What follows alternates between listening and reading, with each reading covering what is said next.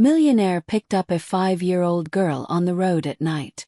She didn't tell him why she was alone, but she gave him a note. After reading it, the man turned pale. A crisp autumn breeze rustled the leaves outside Victor Hastings' stately home. By any measure, Victor was a man of wealth and success. His empire stretched across continents. His fortune estimated to be in the billions. But despite his riches, Victor lived by a simple philosophy. Wealth was to be respected, not worshipped.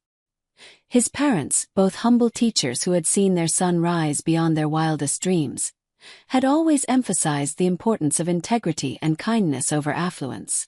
From a young age, Victor's life had been carefully shaped by these values. His father, Gregory Hastings, often shared stories of his own hardships and the simple joys that carried him through those times. "Money is a tool, son, not a purpose," he'd remind Victor. His mother, gentle but firm, taught him compassion, a gift she said was worth more than all the gold in the world. These principles became the pillars of Victor's identity, grounding him even as his businesses flourished and his wealth grew. Despite living in a luxurious estate and managing properties across the globe, Victor led a life far removed from opulence. He would often dress plainly, donning comfortable jeans and modest sweaters, valuing comfort over status. His wealth allowed him privacy and security, but he actively avoided flaunting it, believing that real wealth was about the quality of his relationships and the impact he could make on the world.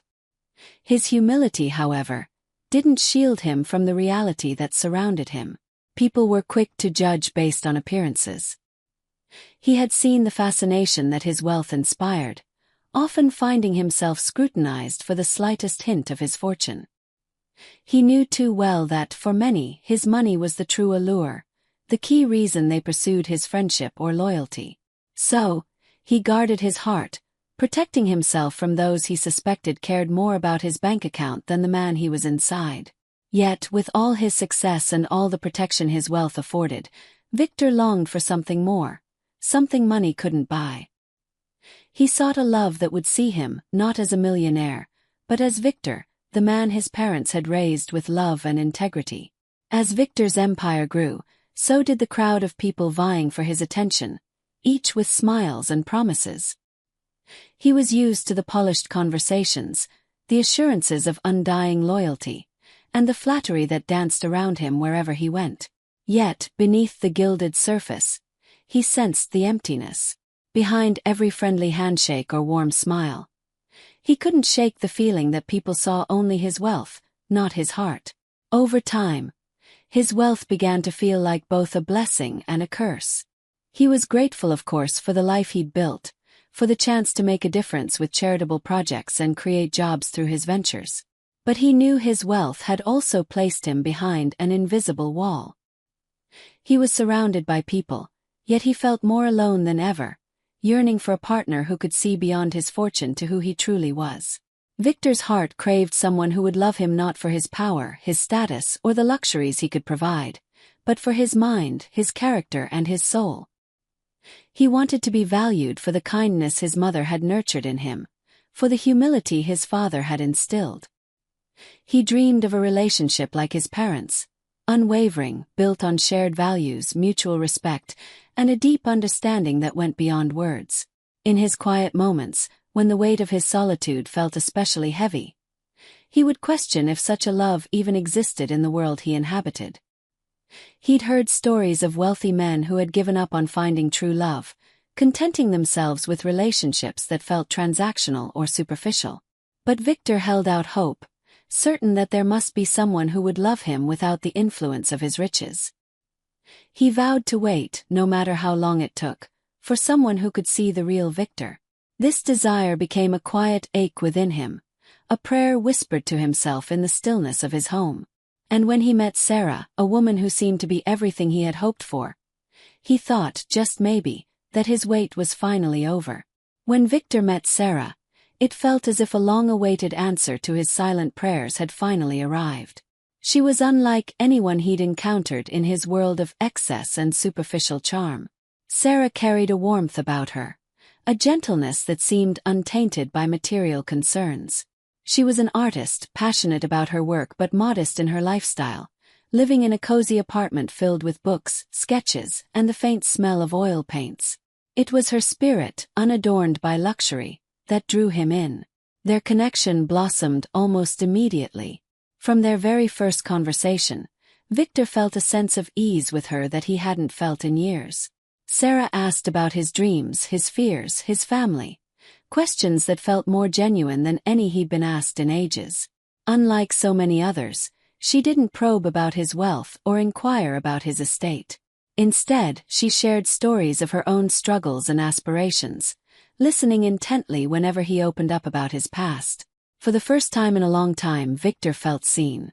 Their relationship grew rapidly. He found himself looking forward to their dinners at small, unpretentious restaurants, their afternoons walking through city parks, and the quiet moments spent talking about everything and nothing. Sarah seemed to value his ideas and his character, not his possessions. She was endlessly patient, empathetic, and wise beyond her years. She understood him, he thought, in a way no one else had. When Victor proposed to Sarah, it was with a full heart. He was confident she loved him for who he was and not for what he could provide. Standing under a twilight sky, he watched as her eyes lit up with joy as she accepted. In that moment, Victor was certain he had found the partner he had always hoped for, a woman who would stand by him, not because of his wealth but because of the connection they shared. He could almost hear his parents' voices, their values echoed in her sincerity and simplicity. But as the days passed, doubt began to creep into his heart. It was subtle at first, just an unsettling feeling that he couldn't quite place. Little did he know that this doubt would soon grow into the seed of a plan that would change everything. With the engagement sealed, Victor's life seemed brighter than it ever had before. He had finally found what he had been yearning for, a partner who cherished him, not his wealth. He'd shared the news with his family, and they had immediately embraced Sarah, welcoming her warmly into the fold. Victor's parents, in particular, had felt at ease with her, their approving glances reassuring him that he had chosen well. Planning the future became a cherished ritual. Victor and Sarah spent hours talking about their dreams for a life together, imagining a family, and building a home filled with love and laughter. Sarah seemed genuinely moved by the simple gestures he made, finding joy in the little things. She talked often about how love, kindness, and loyalty were the pillars of any strong relationship, mirroring the beliefs Victor's parents had instilled in him. He felt a profound peace in knowing he'd found someone who seemed to share his core values so deeply. As their bond grew, Victor found himself swept up in excitement for their wedding day. He imagined the look on her face as she walked down the aisle, imagined the life they would lead, a life filled with authenticity, one built on mutual respect rather than wealth or status. He felt more grounded, certain that he had found not only a loving partner but a best friend. Yet, for all his certainty, there was still a whisper of doubt. Although Sarah had given him every reason to trust her, he couldn't shake the feeling that something wasn't entirely as it seemed. As much as he wanted to dismiss it as pre-wedding jitters, this gnawing uncertainty grew stronger, inch by inch, pushing him toward a decision he would soon come to regret. As Victor and Sarah spent more time together, those quiet whispers of doubt turned into unsettling observations. Though subtle, Sarah occasionally seemed captivated by luxury. Her eyes lingered on expensive cars, designer brands, and upscale restaurants in a way that hadn't seemed obvious at first. There were moments he brushed off as harmless, small instances that on their own seemed insignificant. But together they painted a picture that troubled him. One evening they were out with friends at a casual bistro, a cozy spot with mismatched chairs and candlelight that Victor loved for its simplicity. As he ordered their usual fare, he noticed Sarah's gaze drift to a sleek restaurant across the street, the kind with velvet ropes and gold-plated menus. Later, as they walked past, she had casually remarked, "It must be nice to dine somewhere like that once in a while." He hadn't thought much of it then, but as similar comments started adding up, his discomfort grew. Victor tried to ease his concerns by treating her to a weekend away at a quaint countryside inn, a place known more for its peaceful charm than its lavish amenities. But instead of delight, Sarah showed disappointment, noting the simplicity of the room and commenting on the limited menu options. Her reactions, though subtle, felt increasingly telling. He began to wonder. Had he been mistaken in thinking that she valued simplicity? Was her affection for him truly sincere, or had he overlooked a desire for luxury beneath her warm exterior? As much as he tried to ignore these thoughts, the pattern was undeniable. Sarah's occasional fascination with wealth and status didn't fit with the genuine woman he believed he'd fallen in love with. Feeling torn, he wrestled with his own sense of loyalty and intuition. He wanted to believe in her, to trust that her heart aligned with his, but he couldn't ignore the signs any longer. His unease grew, and soon Victor found himself at a crossroads.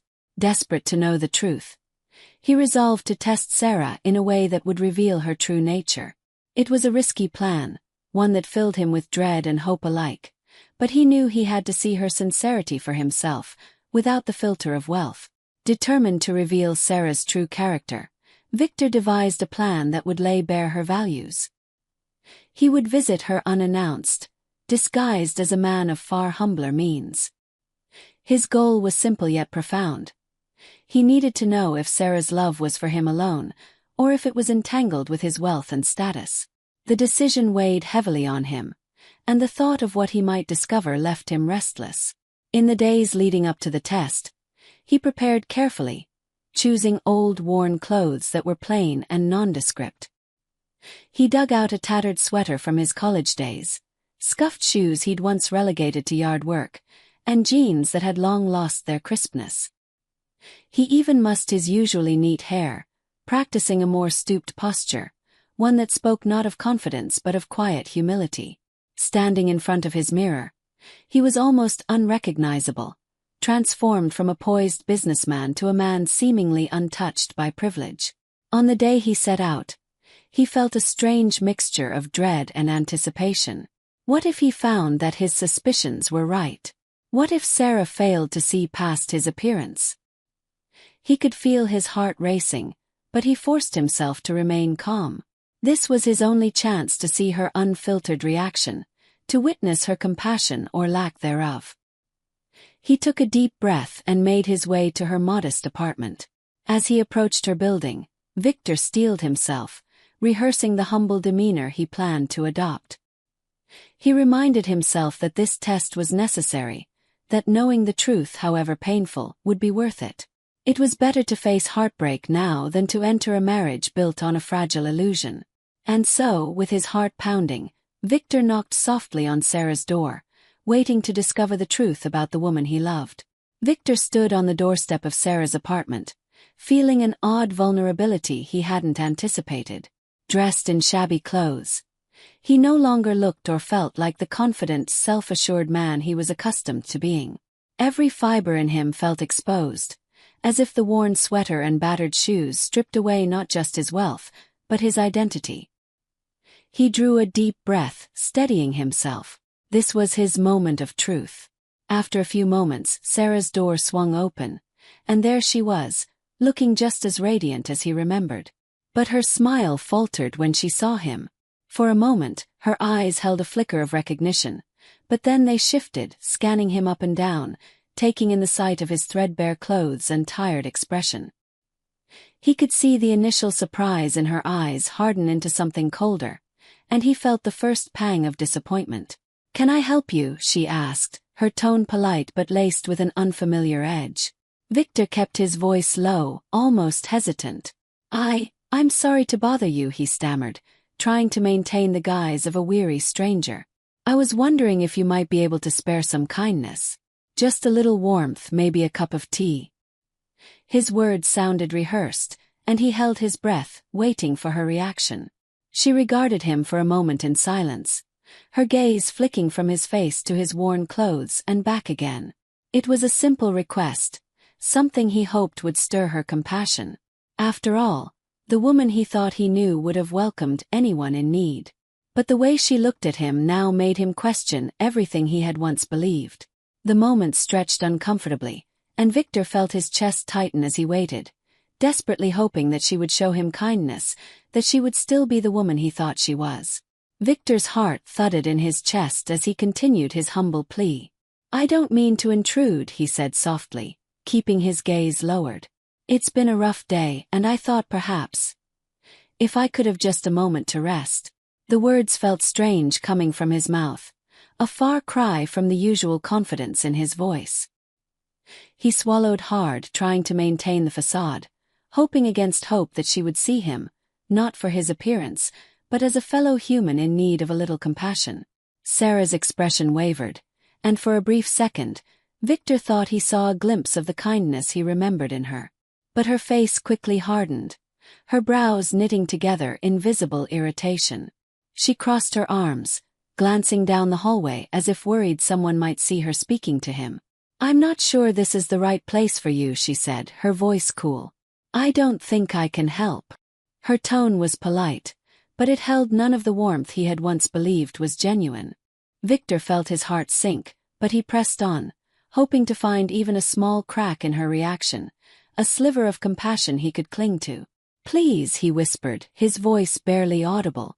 "I just need a moment to gather myself. I won't trouble you for long." Her eyes narrowed slightly, her patience clearly wearing thin. "Listen," she said, the edge in her voice now unmistakable. "I don't know you. And frankly, I don't feel comfortable with this." She took a step back, her arms crossed defensively. "Maybe there's a shelter or something where you can go." Each word cut deeply, unraveling the image he had once held of her. This wasn't the woman he had fallen in love with, the one he had hoped to spend his life with. She seemed indifferent, almost inconvenienced by his presence. And as he stood there, feeling both ashamed and heartbroken, Victor couldn't deny what he was seeing. The woman he thought he knew was, perhaps, nothing more than a mirage. Victor stood there, absorbing the chill in Sarah's words. For a fleeting moment, he clung to a faint hope that perhaps she was simply having a difficult day, that something had clouded her usual kindness. But then she took another step back, her expression shifting from irritation to outright disdain. "Honestly," she muttered, her voice sharp, "I don't have time for this." She glanced over his shabby clothes with a look of clear distaste. "People around here are always looking for handouts. Just because I look approachable doesn't mean I'm here to give away charity." The words hit him harder than he could have imagined. Victor felt his legs weaken, almost as though he might buckle under the weight of her contempt. This was the same woman who had laughed with him under the stars, who had listened with warmth as he shared stories of his family. He had believed her to be compassionate, empathetic, a kindred soul. Now she was a stranger, her words cutting through him like icy shards. For a moment, Victor struggled to find his voice. I understand," he stammered, feeling a profound sadness wash over him. "I didn't mean to offend you. I thought you might understand." Sarah scoffed, crossing her arms tighter around herself. "Look," she said, her tone firm and unyielding, "I'm sure you have your story, but I don't have the time or resources to take care of random strangers. You need to move on." In that instant, Victor's heart broke completely. The warmth, the compassion he had once seen in her, it was gone, or perhaps it had never been there at all. He felt the sting of betrayal and the cold realization that the woman he thought he loved had cared more for appearances than for the substance of a person's heart. And as he looked at her one last time, he knew he had discovered a painful truth. He had been deceived. His knees felt weak, and he sank down, kneeling, not in supplication but in heartbreak, as the reality of her callousness consumed him. As Victor knelt, feeling the weight of despair settle upon him, his mind replayed every tender moment he had shared with Sarah. The evenings spent laughing over simple meals, the whispered promises, the dreams they had sketched together of a life built on mutual respect and understanding. Each memory now felt hollow, tainted by the realization that the love he thought he'd found was nothing more than a facade. For a long, agonizing moment, he stayed on his knees, overwhelmed by the sadness of knowing that the woman he'd been prepared to spend his life with had failed the test of compassion. His heart felt heavy with disappointment, the kind that no wealth or status could heal. He had been searching for someone who would see beyond his riches, who would love him for who he truly was. And here, in his lowest moment, he faced the painful truth. Sarah's love was not rooted in the genuine values he had cherished all his life. Slowly, he rose to his feet. His heart bruised but his resolve firm. He knew that he could not ignore what he had witnessed, could not simply move past the callousness she had shown. This was no small oversight, no fleeting lapse in kindness. It was a revelation, a glimpse into a character that could not offer him the love and sincerity he so deeply desired. Victor took a steadying breath, the sadness still fresh, but there was also a hint of clarity. He had learned, in the most painful way, that his intuition had not misled him. And as difficult as it was, he understood that facing this truth now was better than living a life shadowed by false affection. Victor steadied himself, casting one last look at Sarah, who now appeared more a stranger than the woman he had once dreamed of marrying. He removed his old, tattered cap, letting it drop to his side, and stood tall. Gone was the weary posture he'd adopted as part of his disguise. Instead, he faced her with the strength and clarity of the man he truly was. "Sarah," he said, his voice now steady, revealing the confidence he'd been masking. She looked at him, her expression shifting from annoyance to shock as she began to piece together the truth. "Victor," she stammered, her face paling as realization dawned. Her eyes widened, darting from his face to his worn clothes, and then back to his eyes, which now held a steely sadness. What's going on? Why are you dressed like that?" He let the silence settle between them for a moment, allowing her to absorb the gravity of the situation. "I needed to know," he said softly, "if you would care for someone who came to you without status, without money, someone who appeared to need your help." "Victor, please, I didn't know," she said quickly, her tone now pleading. Her earlier indifference melted into panic as she seemed to grasp the implications of her behavior. She took a step forward, reaching out as if to close the distance between them. "I thought you were. I didn't realize." But Victor took a step back, his heart aching as he watched her scramble for excuses. "You didn't realize what?" he asked, his voice filled with the pain of betrayal. "You didn't realize that kindness isn't only for people you know? You didn't see the need to show compassion simply because you thought I was beneath you?" She opened her mouth to respond, but no words came. Her earlier confidence had been replaced by a fragile defensiveness.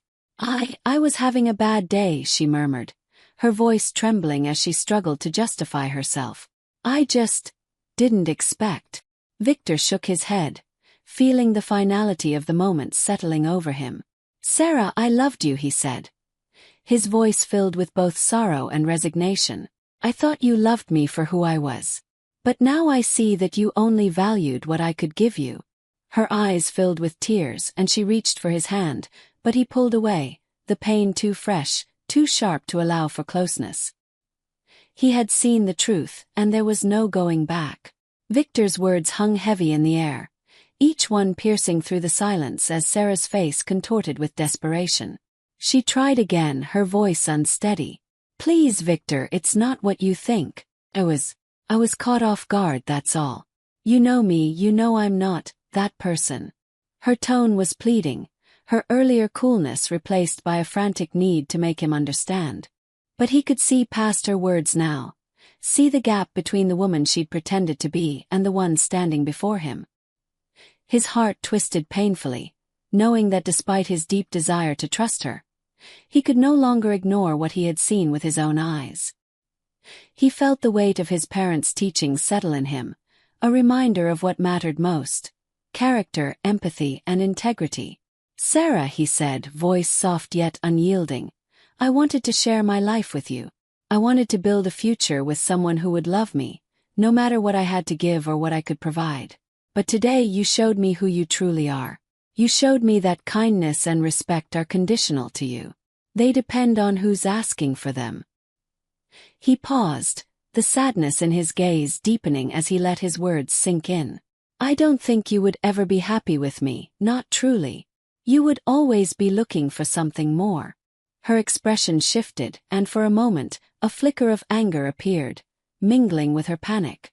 "How could you do this to me?" she asked, her voice edged with bitterness. "You deceived me, coming here like this. Humiliating me." Victor felt a wave of resignation, realizing that her anger only confirmed what he had feared most. "I didn't deceive you, Sarah. I gave you a chance to show kindness to a stranger. I hoped you would see past appearances. But you didn't." She stood there, speechless, her face a mixture of shame, anger, and desperation. He felt a final pang of sadness for the woman he had loved, the woman he had once thought was his future. But he knew now that he couldn't ignore the truth of her character. Taking a steady breath, Victor met her eyes one last time. "Goodbye, Sarah," he said quietly. "I hope one day you'll learn that love and respect can't be bought. They have to be earned." And with that, he turned and walked away, leaving behind the life he'd almost mistaken for his own. As Victor left Sarah's apartment, a profound emptiness settled over him. The woman he had once imagined a future with, the one he'd trusted with his dreams and heart, was now a painful memory. Each step away from her felt like he was shedding a layer of his past, one built on illusions rather than truth. The days following their final confrontation were marked by difficult conversations with family and friends. When he shared the news of the broken engagement, his parents listened with heavy hearts but offered him their unwavering support. They had watched him build a life of integrity, and while they shared his disappointment, they were relieved he had uncovered the truth before it was too late. Ending the engagement brought its own set of grief. Victor mourned not only the relationship but the future he had envisioned. He had imagined a lifetime filled with warmth, partnership, and shared dreams, and letting go of that dream felt like a loss he hadn't anticipated.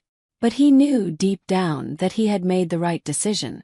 The cost of staying with someone who lacked sincerity and compassion was far greater than the pain of letting go.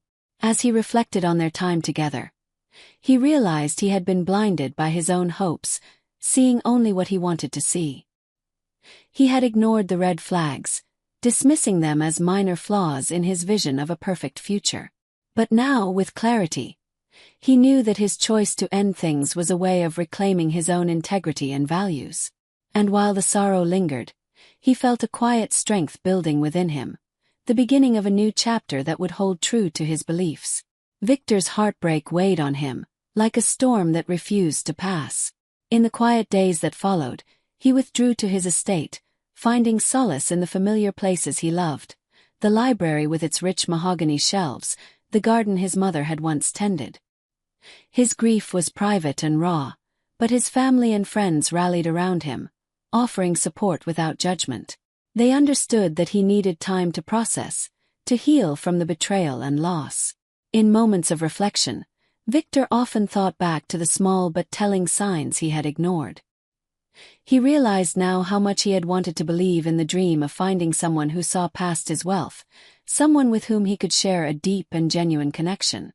The disappointment ran deep, not just in Sarah but in himself, for letting his hopes cloud his judgment. Despite the sadness, he began to find perspective. Conversations with his parents brought him comfort, their gentle words reminding him that true love would never demand he compromise his values.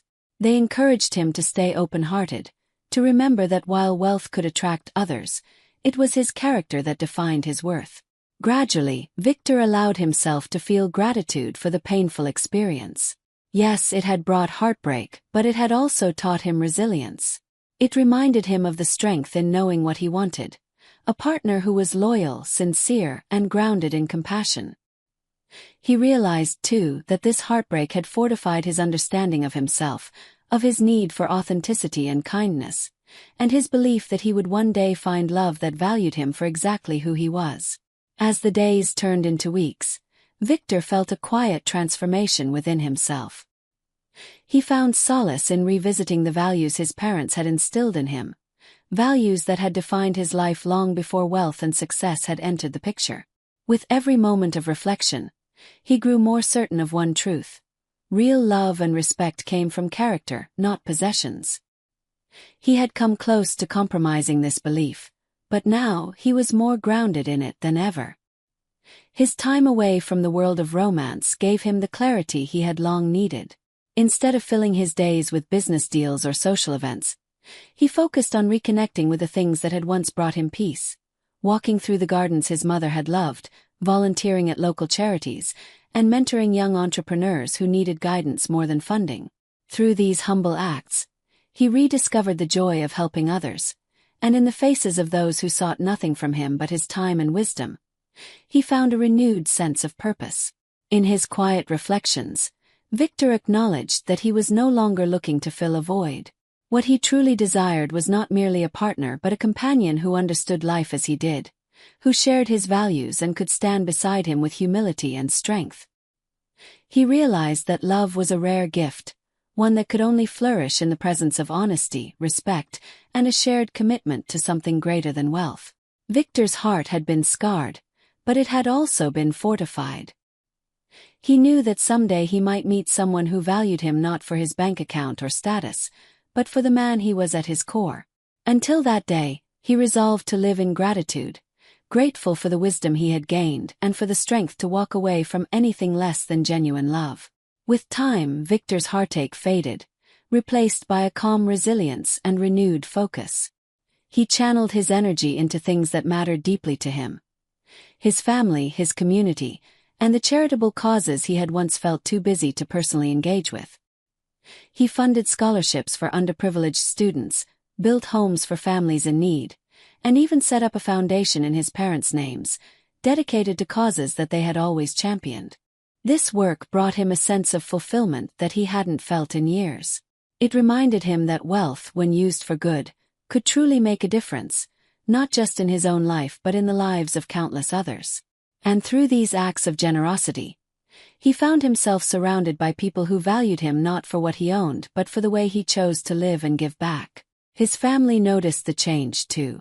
The heaviness that had once lingered around him had lifted, replaced by a quiet but unmistakable joy. He laughed more freely, spent more time with friends, and embraced life with an openness that seemed both new and old, as if he had rediscovered something essential about himself.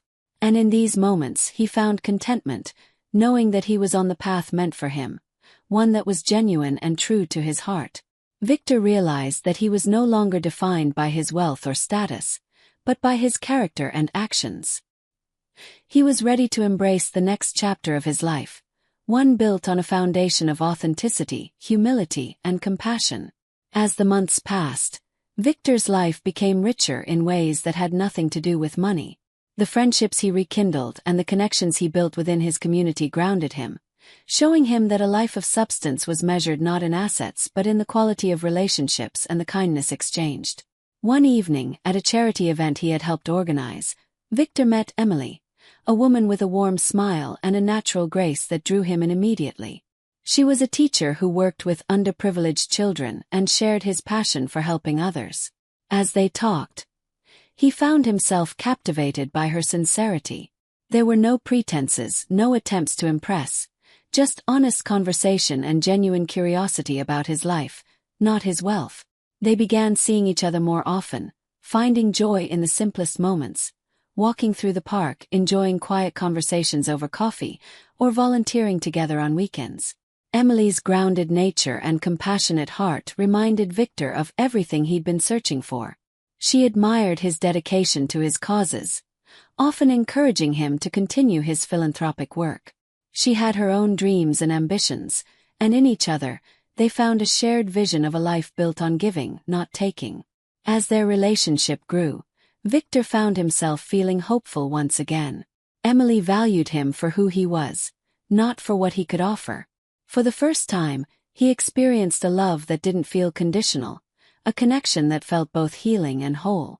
In Emily, he found the partner he had been searching for, someone who saw him not as a millionaire but as a man with a kind heart and a desire to make the world a better place.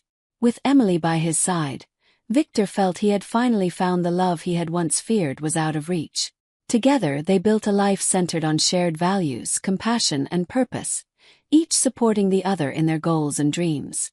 The wealth that had once felt like a barrier was now simply a means to do good, a way to uplift others, and to share a life of meaning and generosity. In quiet moments, Victor would sometimes reflect on the journey that had brought him here. He thought back to the heartbreak with Sarah, to the disappointment he'd felt when he'd discovered the truth about her. At the time, it had seemed like an unbearable loss, but now he understood that it had been a gift in disguise. That experience had taught him to look beyond the surface, to trust his instincts, and to value himself enough to demand honesty and kindness in return. Through the pain, he had gained wisdom, strength, and clarity, qualities that made him a better partner, a better friend, and a better man. Victor came to believe that life's challenges often led us to exactly where we needed to be, no matter how difficult the path. His journey had been one of trust, betrayal, and ultimately self-discovery. He had learned that true love isn't found in riches or status, but in the quiet, sincere moments that make up a life shared with someone who values you for exactly who you are. And as he looked forward to the future, Victor felt a deep sense of gratitude. He understood now that love built on character and integrity was worth waiting for, worth every trial and heartache along the way. For the first time, he was at peace, knowing that he had found a love rooted in respect, kindness, and truth, a love that no amount of wealth could ever buy. The millionaire heard a girl sing at the orphanage. It was the same song he used to sing to his daughter, who had been missing for 7 years. Before starting the video, tell me where you are watching this video and what time it is. James Warren, a self-made millionaire, was admired by many for his business acumen and generosity. Known for his opulent lifestyle, few realized the man carried an insurmountable grief. 7 years ago, his daughter Lily had vanished without a trace. James had never stopped blaming himself for her disappearance. In the quiet hours of the night, James often retreated to the sanctuary of his study, where he would sit by the grand piano and hum the lullaby he once sang to Lily. Its gentle melody, a sweet refrain from their happiest days, seemed to echo endlessly in his mind. The tune brought bittersweet comfort, a bridge to the past and a reminder of the void in his life. Though time had dulled the sharpest edges of his pain, it hadn't erased it. To the world, James was a resilient and composed figure. Inside, he was a man haunted by the image of his little girl, smiling up at him as they sang together, now lost in the cruel abyss of what's. The nightmare began 7 years ago during what was meant to be a joyful family outing. James, his wife Eleanor, and 5-year-old Lily had visited a bustling amusement park. Amid the laughter and crowds, James had momentarily let go of Lily's hand to pay for ice cream. When he turned back, she was gone. The search that followed was frantic, every second stretching into a lifetime. Security was alerted, the park locked down, and police arrived. But despite their efforts, there was no sign of Lily. Over the days, weeks, and months that followed, James and Eleanor searched tirelessly, chasing leads that grew colder with each passing day. The strain became unbearable. Eleanor, unable to endure the heartbreak, left the marriage. James was left alone in their once happy home, every corner of which was a reminder of the family he had lost. As the years went by, he clung to the faint hope that Lily might one day return, though doubt crept into even the most hopeful corners of his heart. Determined to channel his anguish into something meaningful, James turned his focus to philanthropy. He poured millions into charitable causes, with a special emphasis on children. He funded shelters, supported education programs, and became a frequent visitor to orphanages. The smiles of the children he helped brought him a fleeting sense of purpose, though his heart remained heavy. He often wondered if someone else's tragedy mirrored his own, if there were other parents grieving for children who might never come home. At one orphanage, James found solace in connecting with children who had suffered losses of their own. They would never replace Lily, but their laughter and resilience reminded him of the daughter he had loved so deeply. His visits became a routine. While he told himself he was doing good, deep down, James knew he was searching. Perhaps for a sense of redemption. Perhaps secretly for a miracle. A sign that Lily was still alive, somewhere waiting to come home. On a crisp autumn afternoon, James visited a local orphanage he had recently funded. The halls were filled with the chatter of children and the faint rustle of papers from the office. As he walked through the corridors, his attention was caught by a faint melody drifting from one of the rooms. He froze. It was the lullaby. His lullaby. The very song he used to sing to Lily before bed every night. The hauntingly familiar notes sent a chill through him, filling his chest with an inexplicable mix of hope and dread. Drawn to the sound, James followed it down the hallway. His steps were hesitant, as if the act of moving closer might shatter the fragile moment. Peering into a room, he saw her, a young girl seated on a worn wooden bench, her hands folded in her lap. She was humming softly, her voice delicate yet confident. James stood there, stunned, his heart pounding. The song. The girl. Could it really be? James couldn't tear his eyes away from the girl. She looked to be about 12, with chestnut hair that caught the sunlight streaming through the window. Her profile, small nose, high cheekbones, and a slight tilt to her chin, bore a striking resemblance to Lily at that age. He felt an overwhelming urge to speak but hesitated. What if he was wrong? What if this was just his grief playing cruel tricks on him again? Taking a deep breath, James finally stepped forward. The girl turned, her wide brown eyes meeting his. For a moment neither spoke. Then James asked gently, "That song, where did you learn it?" The girl shrugged, a faint smile on her lips. "I don't know. I've just always known it, I guess. It makes me feel safe." Her answer pierced James's heart. He wanted to believe it was more than coincidence, but doubt gnawed at him. Shaking off his hesitation, he resolved to find out the truth, no matter how long it took. Unable to shake the feeling that the girl might be Lily, James approached the orphanage director to share his suspicions. He tried to keep his voice calm, but his words tumbled out in an emotional rush. "There's a girl here," he said, "in the room at the end of the hall. She was humming a lullaby. It's the same song I used to sing to my daughter before she disappeared. And she looks so much like Lily." The director, a stern yet kind-faced woman named Mrs. Hawthorne, listened patiently. When James finished, she let out a sigh. "Mr. Warren, I understand how painful this must be for you, but this girl arrived here years ago. Her past is complicated like many of the children we care for. It's not uncommon for people to project their own experiences onto these kids." James clenched his fists, frustration simmering beneath his grief. "It's not just the song," he insisted. "I need to know more about her. Please." Mrs. Hawthorne hesitated before replying. "I'll allow you to visit her, but tread carefully. For her sake and yours." James began visiting the orphanage regularly, spending time with the girl, who introduced herself as Emily. She was polite but shy, her guarded demeanor slowly giving way to moments of warmth. They played board games, talked about her favorite books, and even exchanged riddles, something he had once done with Lily. As days turned into weeks, James couldn't ignore the subtle yet undeniable connection he felt with Emily. She too seemed drawn to him, though she couldn't explain why. Driven by the need for answers, James hired a private detective to investigate Emily's past.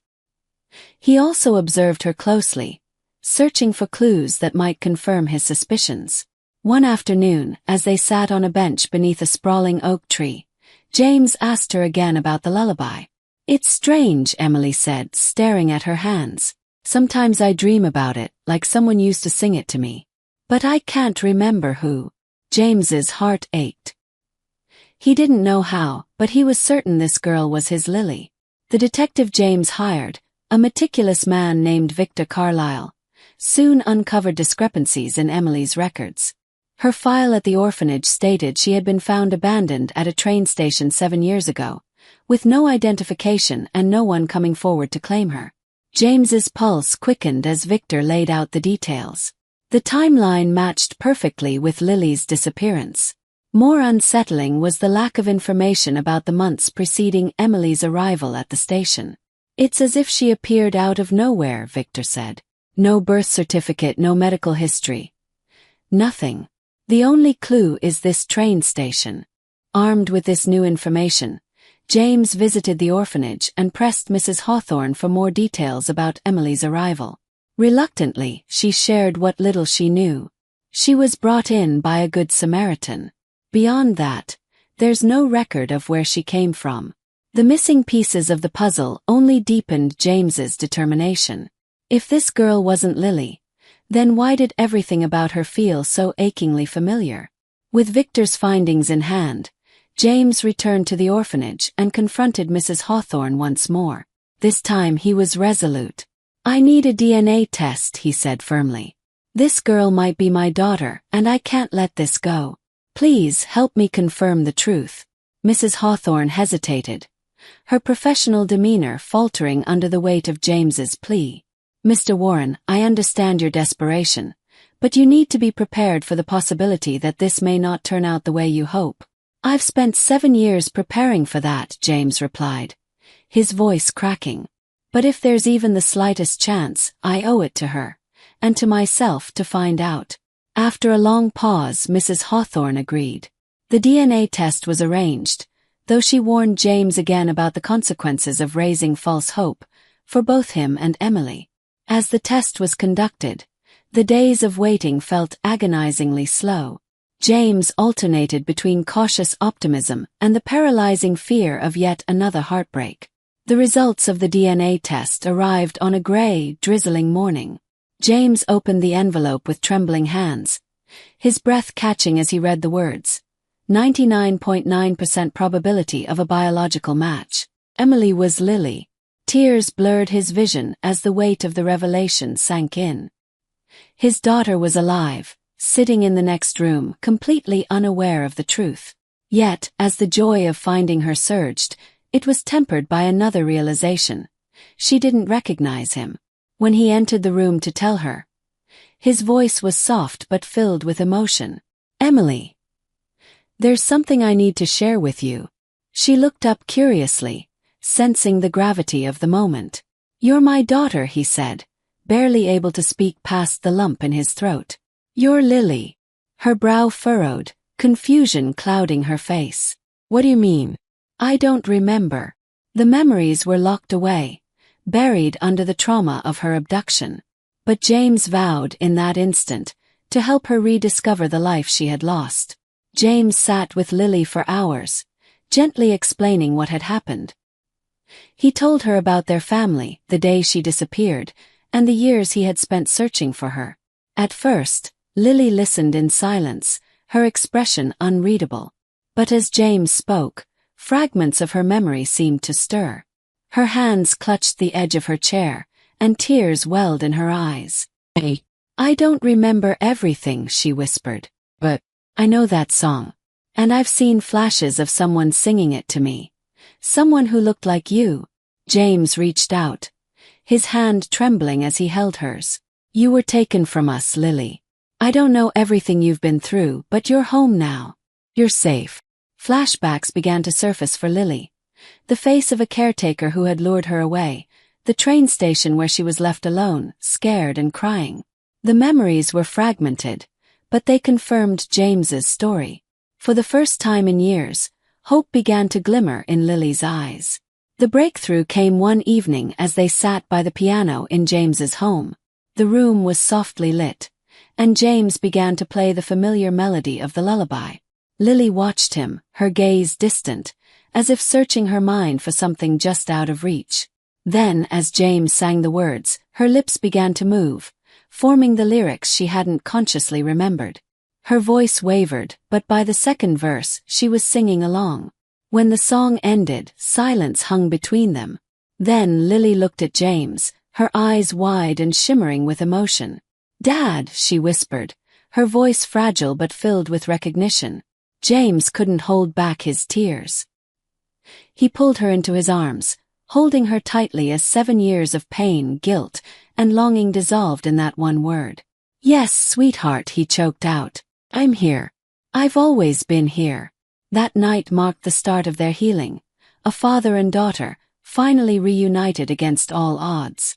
James brought Lily home to the mansion that had once echoed with her laughter.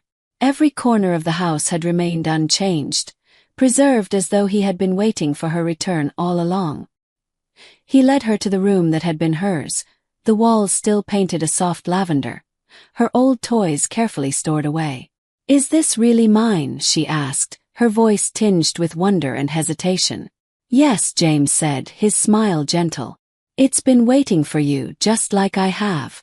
Though the reunion was joyous, James knew it would take time for Lily to feel truly at home. He arranged for therapy sessions with a child trauma specialist to help her process the years she had spent in limbo and the sudden rediscovery of her past. Each day brought small but meaningful victories. They played games she used to love, revisited photo albums, and shared meals while rediscovering their bond. Slowly, the girl who had been lost began to bloom again, her spirit reawakening in the warmth of her father's love. Reuniting with Lily gave James a renewed purpose in life. As they rebuilt their relationship, he felt a calling to use his resources to help other families who had experienced similar heartbreak.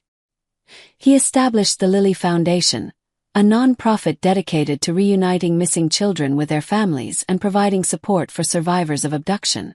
The foundation funded search operations, provided counseling for families, and supported law enforcement efforts to combat trafficking. James also began sharing his story publicly.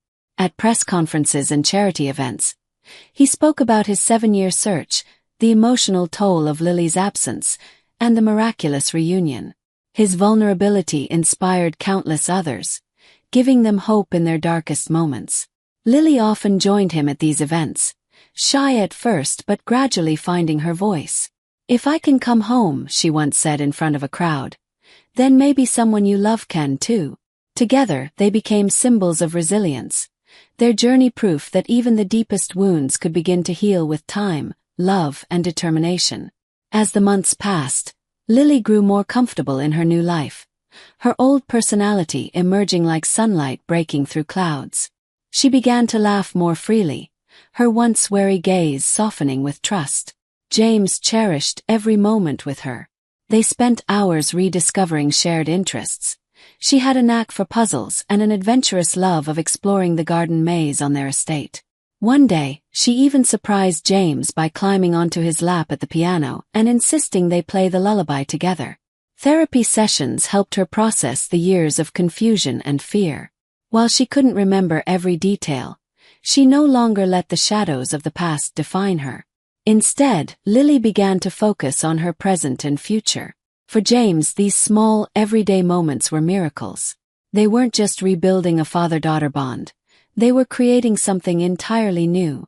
Slowly but surely, the wounds of the past began to fade, replaced by hope, joy, and the promise of a brighter tomorrow. The Lily Foundation's annual fundraiser arrived, and James felt a mix of pride and nerves. It was the first major event where he and Lily would appear together as a family. The grand ballroom was filled with supporters, families, and children whose lives had been touched by the Foundation's work. Lily was no longer the shy, withdrawn girl he had first met at the orphanage. That evening, she stood beside James in a simple yet elegant dress, her confidence growing as she greeted guests and thanked them for their support. When it was time for the evening's performances, Lily took the stage. She had decided to sing the lullaby, a song that had once been a tether to her father and was now a beacon of their unbreakable bond. Her voice, clear and full of emotion, filled the room. As the last notes faded, the audience erupted into applause, many moved to tears. James wiped his own eyes, overwhelmed by the beauty of the moment. His daughter had not just come home, she was shining. After the event, James found himself standing by the window of the ballroom, looking out at the city lights. Lily joined him, her face glowing from the warmth of the evening's success. "Did I do okay?" she asked, her voice tinged with vulnerability. James turned to her, his heart swelling with pride. "You did more than okay," he said. "You were incredible. You have no idea how proud I am of you." Lily smiled, leaning against him. "I couldn't have done it without you, Dad." The words, so simple yet profound, struck James deeply. For years, he had dreamed of hearing her call him Dad again, but the reality of it was more powerful than he could have imagined. As they stood there together, James reflected on how far they had come. The pain of the past would always be a part of their story, but it no longer defined them. They had been given a second chance, a rare and precious gift, and he vowed never to take it for granted. Later that evening, James and Lily returned home. The house, once filled with echoes of loneliness, now radiated warmth. After changing into her pajamas, Lily joined James in the study, where the piano stood waiting. "Will you play it with me?" she asked, her eyes bright with anticipation. James nodded, sitting beside her as she placed her fingers on the keys. Together, they began to play the lullaby that had become the anthem of their reunion. Lily's voice wove through the melody, growing stronger with each verse. When the song ended, they sat in comfortable silence. James looked over at Lily, marveling at her resilience and the bond they had rebuilt. "You know," he said, his voice soft, "this song isn't just a memory anymore. It's our new beginning." Lily smiled, resting her head on his shoulder. "I like that," she said. And as the night stretched on, father and daughter stayed by the piano, the music now a symbol of healing, love, and the unbreakable bond that had brought them back to each other.